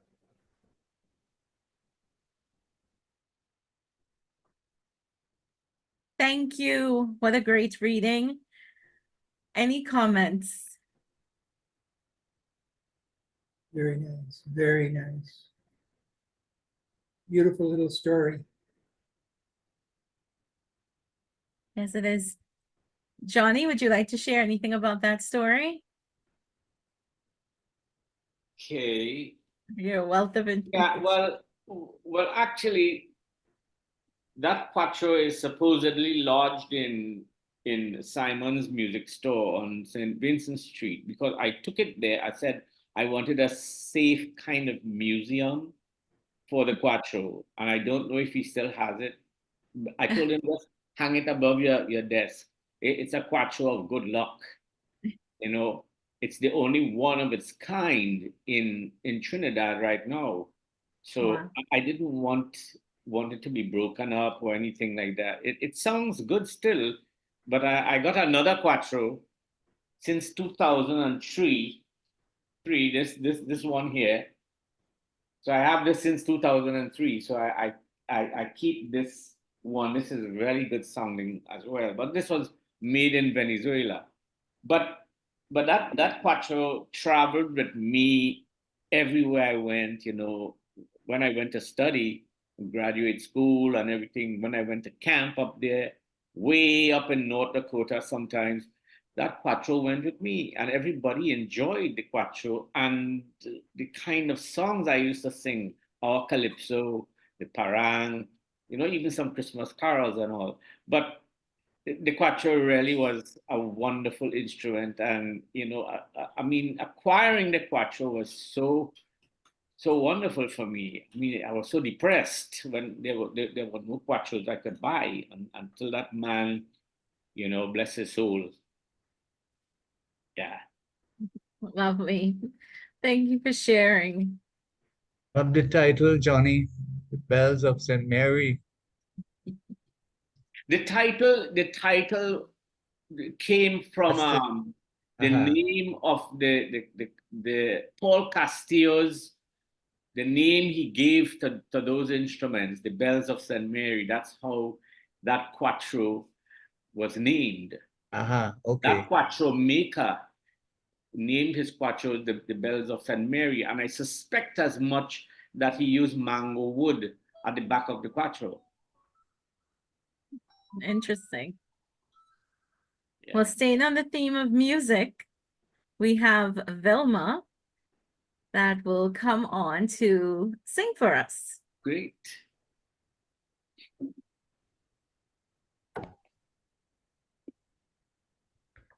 Good afternoon. Good afternoon. My throat want to give me some trouble now, right? Always. Let's see. Okay, I'll sing Joy to the World. Joy to the world, the Lord has come. Let earth receive her King. Let every heart prepare him room, and heaven and nature sing, and heaven and nature sing, and heaven and nature sing. Joy to the earth, the Savior reigns. Let all their songs employ, while fields and floods, rocks, hills and plains, repeat the sounding joy, repeat the sounding joy, repeat, repeat the sounding joy. He rules the world with truth and grace, and make the nations prove the glories of his righteousness, and wonders of his love, and wonders of his love, and wonders of his love. Joy to the world, joy to the world, joy to the world. The Lord has come. Thank you. Thank you so much. Johnny, I get a feeling that you will play the Quatro for us a little. Yeah, I'll play a little bit for you guys. Is it Sure. time to do that? And you are also next on our agenda, so I'm gonna turn the floor over to you. Okay then, thank you. Lovely voice, Vilma. I'm always amazed by your voice. Thank you so much. Are you hearing this? Are you hearing this Quatro? Are you hearing it? Not so much, not all.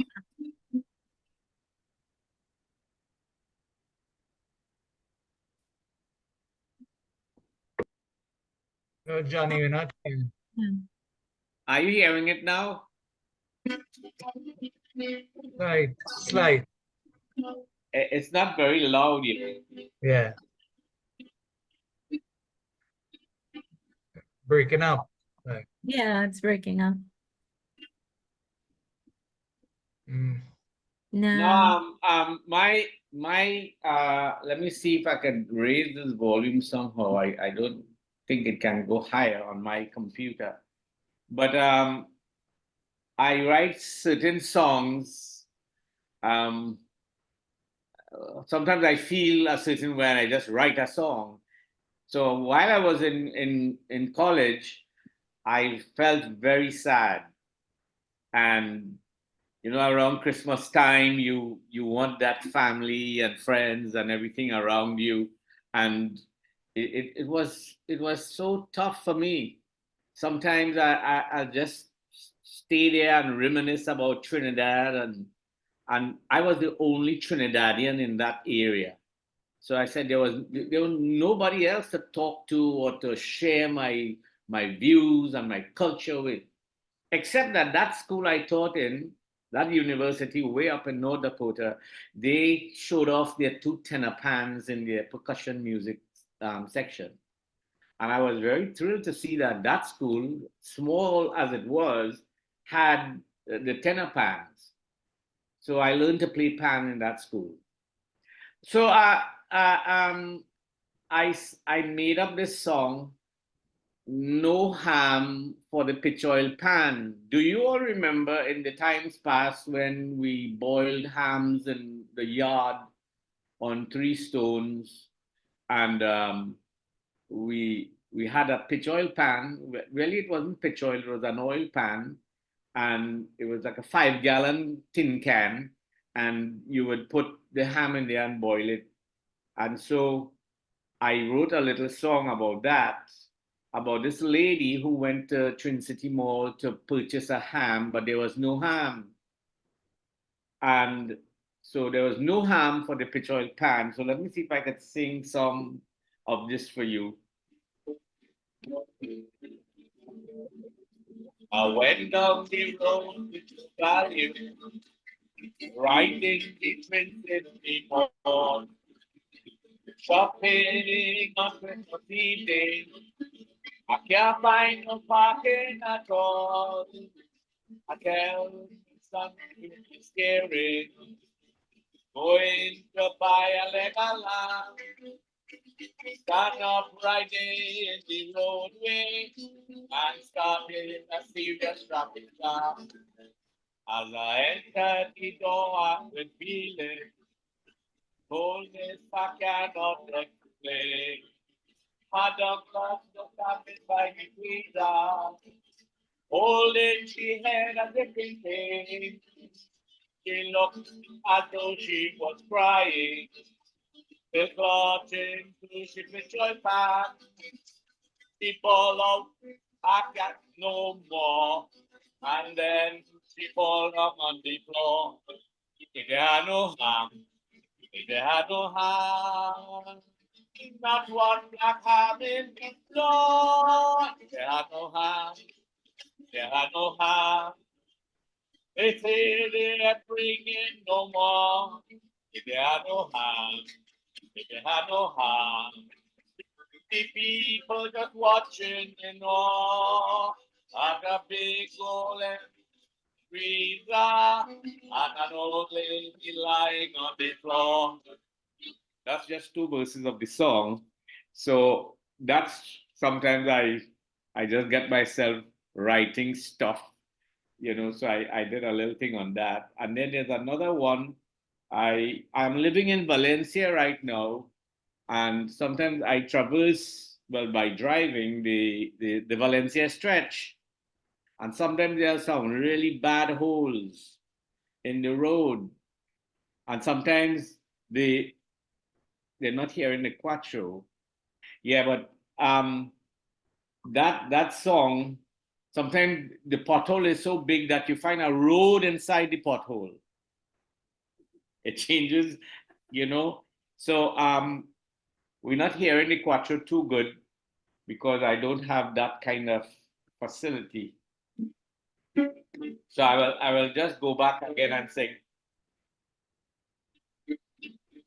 The road have a hole in Valencia. The road have a hole in Valencia. How that hole come there, nobody cannot say. How that hole come there, nobody cannot say. I was going up to Grande for the Christmas. I was going up to Grande for the Christmas. I end up in a hole, the depth I cannot find. I end up in a hole, the depth I cannot find. They say it was Wassa dig the hole. They say it was Wassa dig the hole. Running pipe and thing, guess Wassa had a fling. Running pipe and thing, guess Wassa had a fling. The hole is so deep you could get lost. The hole is so deep you could get lost. I didn't have a plan to make a good parent. I didn't have a plan to make a good parent. Road have a hole in Valencia. The road have a hole in Valencia. How that hole comes in, nobody cannot say. How that hole comes in, nobody cannot say.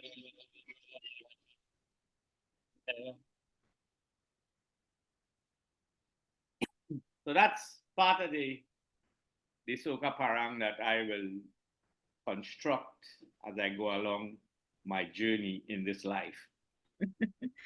Thank you, Johnny. I appreciate it. It brought a little bit of soca parang to our lineup. Yeah. And too bad we couldn't hear the Quatro, but I don't know why. at certain points it was coming in. So thank you. Maybe. Yeah. We're gonna welcome. We welcome everybody, and it was good being here with you guys. And the Christmas program always brings cheer and love and that festive occasion, you know, in the sweetness of the good Yuletide season. I grew up with Christmas, and I will never deviate from that path.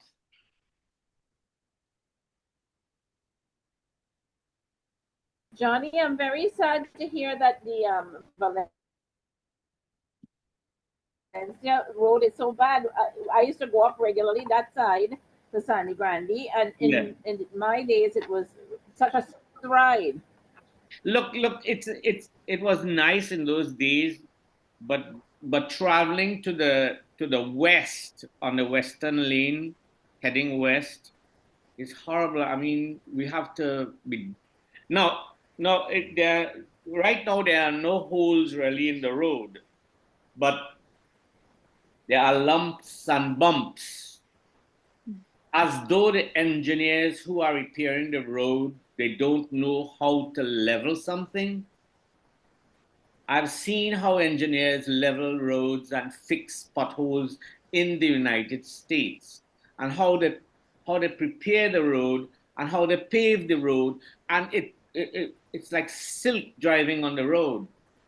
Here, it's like, we call them in Grenada, we call them sleeping policemen.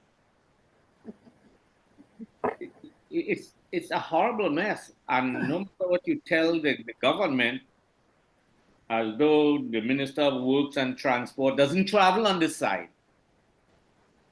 And I'm not bashing the government, but they need to be bashed.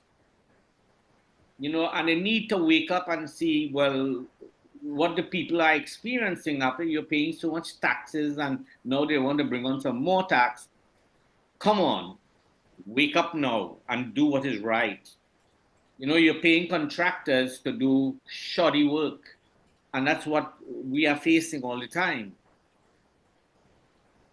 You know, there's always a hole Wassa is always digging up the place. The road is just paved, just recently paved, and Wassa comes and digs up the road. Now, why is that? There's no kind of left hand doesn't know what right hand is doing. And that's a whole lack of communication and, management and all that.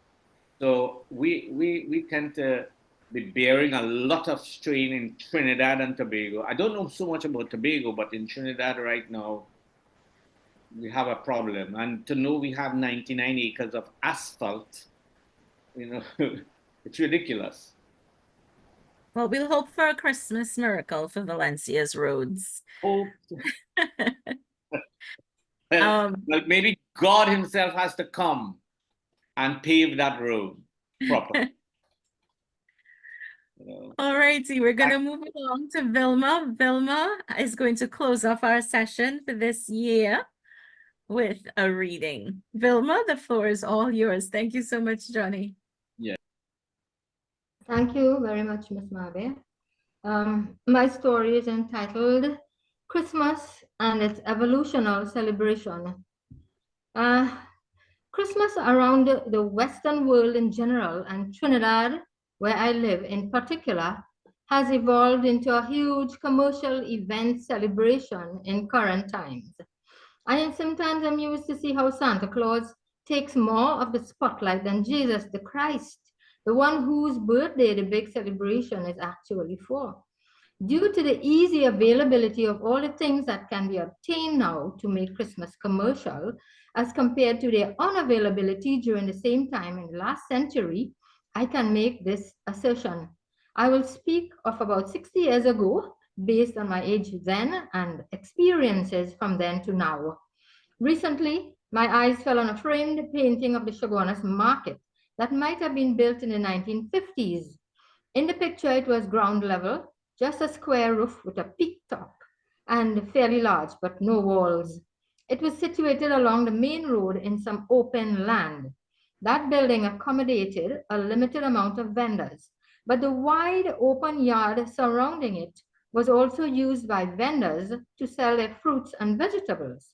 I don't know in what year this painting was done, but from what the artist depicted, the premises overflowed with shoppers, along with the vendors, their tables, and the items for sale, and there hardly seemed to be anywhere left to walk. Looking at the painting, it could have been a Christmas sale time, I mused and assumed.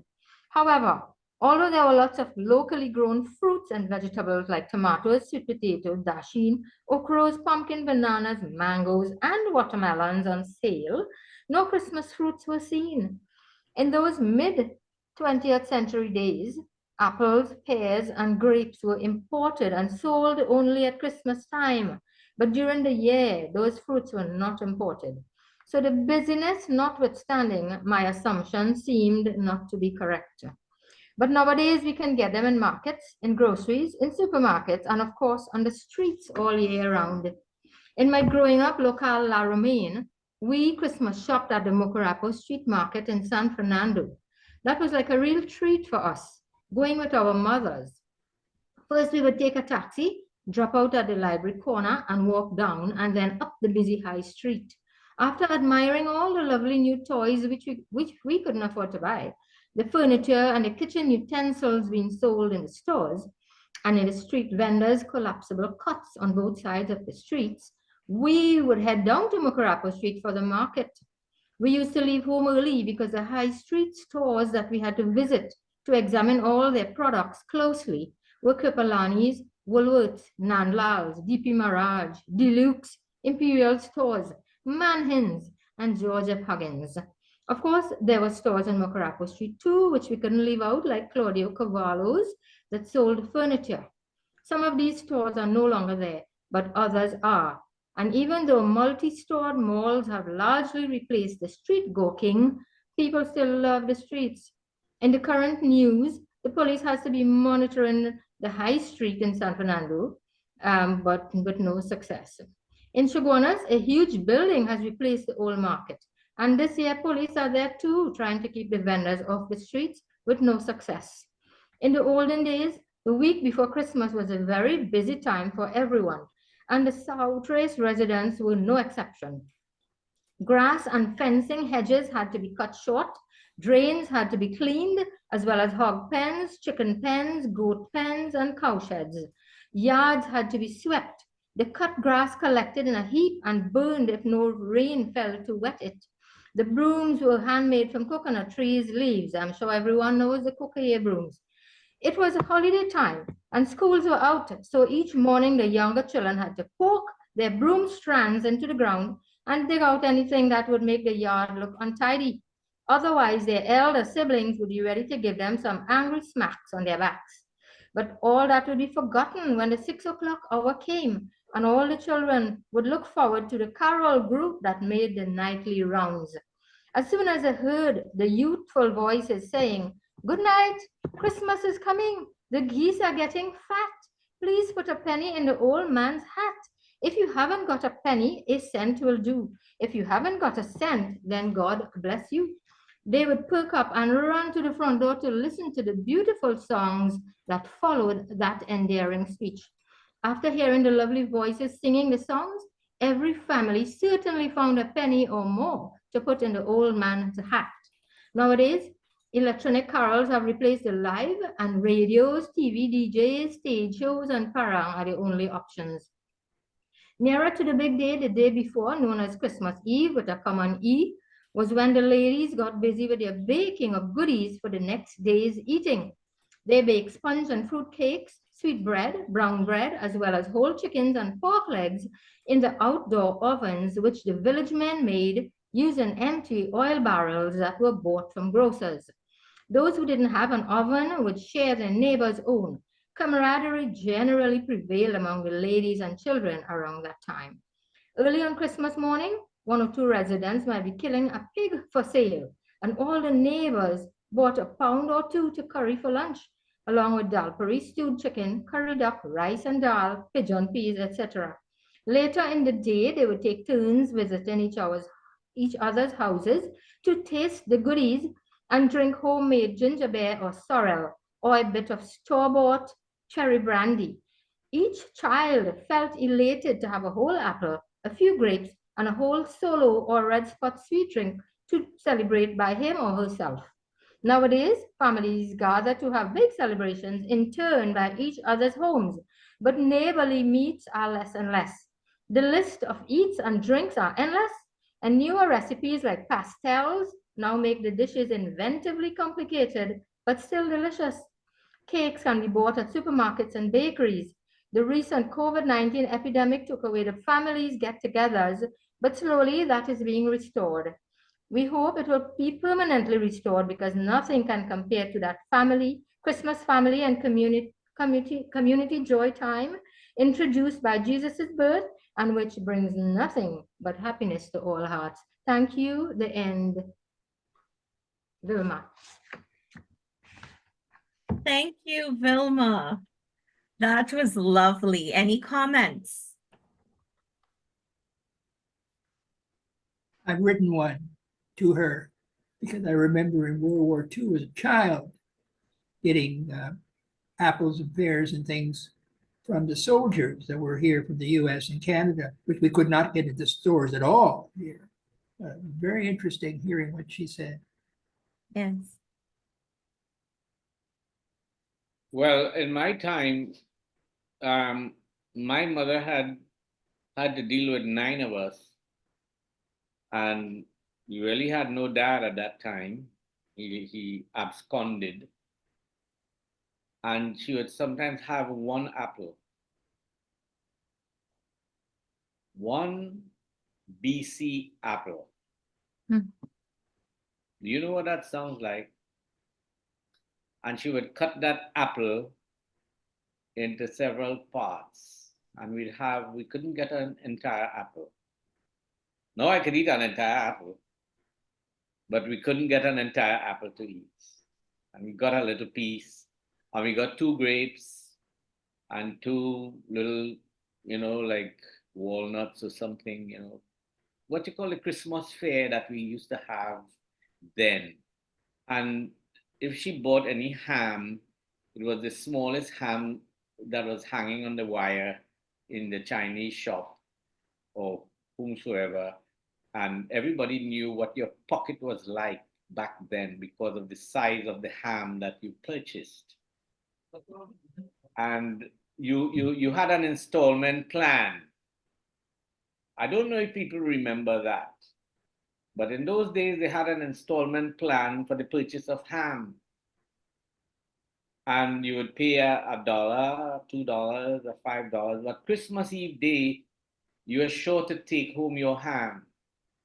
And you pay off for the ham on Christmas Eve and you take the ham home. And it was a different kind of Christmas. And the parang was different as well. You didn't have any appointment, nobody to make an appointment for a parang, but the parang came and we enjoyed ourselves like 2 o'clock in the morning, and they shared some of that ham and bread and all that. So it was very, very similar to what Vilma was saying there. And, you know, I long for that kind of situation, you know, it's so distant now. Okay, I know we have to close up, so that's my take on that. Okay. That's beautiful. Thank you, Johnny. Yeah. Hi, Lola came by. Come say hi, Lola. You guys all know Lola. She came to several of our meetings. Oh, yeah. You have to come in. Say hello. Hello. All righty, thank you so much. You missed most of the meeting. Thank you so much, everyone, for the Christmas shares, the stories, the songs. I want to say a special thank you for Motilal, even though he's not here, that put all of this together and collated all the readings. Thank you to Tricia, to Johnny, and everyone else that allowed us to read their work. And thank you to those that came with original work. Heather, I loved your piece. And I think this is the second year I'm hearing an original piece from you. So in a few years, Heather, you could come out with a book with just Christmas short stories. That's good. Yes. Well, I have to leave now. I have another appointment. So goodbye, everybody. Merry Christmas. Merry Christmas. Bye. Merry Christmas. Thank you all for coming to Poetry and Prose, and we will see you in 2024. Bye. Christmas, everyone. Happy New Year. Same to you. You too. Bye. Bye. Bye, everyone. Bye-bye. Bye, everyone. Bye, Cassie. Bye, Afeisha. Thanks for doing this with us. Of course, anytime it's Mahaver, see you all in 2024. Yep, see you then. Hopefully we'll do more with Debe Public Library. Definitely. Bye. Yeah, bye, everyone. Thank you.